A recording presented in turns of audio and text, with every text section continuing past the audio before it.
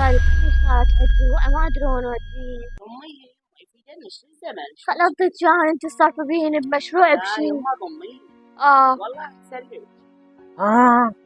شهرت وسامين زين. انا اشتغل وطالع ومن الصبح لليل عماله وظهري انكسر ما اجيب 25.